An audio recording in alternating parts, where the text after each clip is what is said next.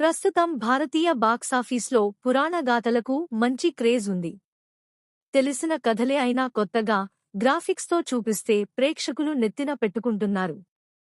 అదే బాటలో హోమ్మలే ఫిల్మ్స్ నిర్మించిన మహావతార్ నరసింహ విజువల్ వండర్గా నిలిచింది. 3D అనుభూతితో చిన్న, పెద్ద అందర్నీ ఆకట్టుకుంటోంది. తాజాగా ఈ చిత్రాన్ని చూసిన ప్రభాస్ కూడా ప్రశంసించారు. పవర్ఫుల్ విజన్తో సినిమా అద్భుతంగా తీర్చిదిద్దారు. యాక్షన్ సన్నివేశాలు, కథాగమనం అద్భుతం అంటూ దర్శకుడు అశ్విన్ కుమార్ మరియు చిత్రబృందాన్ని అభినందించారు. హిందీ ప్రేక్షకులు కూడా ఈ చిత్రానికి ఫిదా అవుతున్నారు.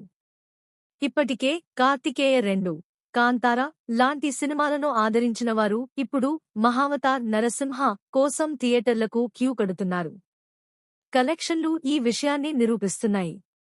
మొదటి రోజు హిందీలో 1,40,00,000 రూపాయలు రాగా, రెండో రోజు 3,20,00,000 రూపాయలు, ఆదివారం మాత్రం ఏకంగా 6,50,00,000 రూపాయలు వసూలు చేసింది. సోమవారం కూడా బలంగా నిలిచి 3,60,00,000 రూపాయలు నెట్ సంపాదించింది. మొత్తం కలెక్షన్ ఇప్పటివరకు 14 రూపాయల 70 కోట్లకు చేరింది.